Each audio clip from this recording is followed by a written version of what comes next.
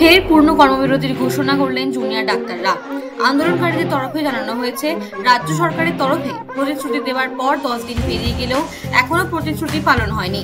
সেই কারণে ফের পূর্ণ কর্মবিরতির ঘোষণা করা হয়েছে। পাশাপাশি রাজ্য সরকারের কাছে 10 দফা দাবি জানিয়ে একটি মেইল পাঠানো হয়েছে। আরজিকর কাণ্ডে মূল অভিযুক্তদের গ্রেপ্তার এবং শাস্তি সহ একাধিক দাবিতে আন্দোলন শুরু করেছিলেন জুনিয়র ডাক্তাররা। তারপর রাজ্য সরকারের সঙ্গে তাদের বৈঠক হয়।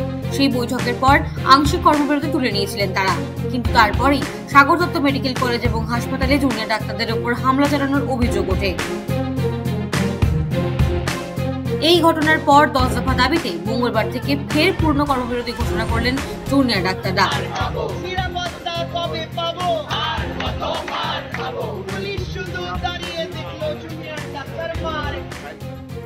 কি দাবি জুনিয়র ডাক্তারদের? আরজিকর হাসপাতালে খুন এবং ধর্ষণের ঘটনায় প্রকৃত অভিযুক্তদের খুঁজে বের করে দ্রুত শাস্তি দিতে হবে। স্বাস্থ্যক্ষেত্রে প্রশাসনিক অক্ষমতা এবং দুর্নীতির দায় নিতে হবে স্বাস্থ্য দপ্তরকে।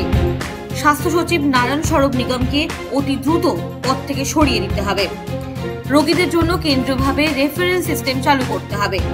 সরকারি হাসপাতালে ফাঁকা বেডের তালিকা একটি মনিটরে দেখাতে হবে। অতি দ্রুত মেডিকেল কলেজগুলিতে টাস্ক ফোর্স গঠন করতে হবে, সেখানে জুনিয়র ডাক্তারদের প্রতিনিধি থাকতে হবে। জুনিয়র ডাক্তারদের দাবি, প্রতিটি সরকারি মেডিকেল কলেজে পুলিশি নিরাপত্তা বৃদ্ধি করতে হবে। সিভিক ভলেন্টিয়ারের বদলে দায়িত্ব নিতে হবে পুলিশকে। অতি দ্রুত প্রতিটি হাসপাতালে নার্স এবং স্বাস্থ্যকর্মী নিয়োগ করতে হবে। থ্রেড কালচার পুরোপুরিভাবে বন্ধ করতে হবে। যারা এর সঙ্গে জড়িত তাদের বিরুদ্ধে পদক্ষেপ করতে হবে। প্রতিটি মেডিকেল কলেজে স্বাস্থ্য সংসদ নির্বাচনের ব্যবস্থা রাখতে হবে। পশ্চিমবঙ্গ হেলথ রিক্রুটমেন্ট বোর্ডে বেনিয়মের অভিযোগগুলি দ্রুত তদন্ত করতে হবে। সোমবার রাত থেকে প্রায় 8 ঘন্টা ধরে জিবি বৈঠক করেন জুনিয়র ডাক্তাররা। সেই বৈঠকে সিদ্ধান্ত নেওয়া হয়েছে, এই 10 দফা দাবি না মেটা পর্যন্ত পূর্ণ কর্মবিরতি চালিয়ে যাবেন তারা। এদিকে ফের পূর্ণ কর্মবিরতির ফলে সরকারি হাসপাতালে রোগী পরিষেবায় সমস্যা হবে বলে মনে করছেন অনেকেই। কারণ একদিকে দুর্গাপুজো, অন্যদিকে কর্মবিরতি, এই দুয়ে মিলিয়ে হাসপাতালগুলোতে রোগীদের পরিষেবা ব্যাহত হবে।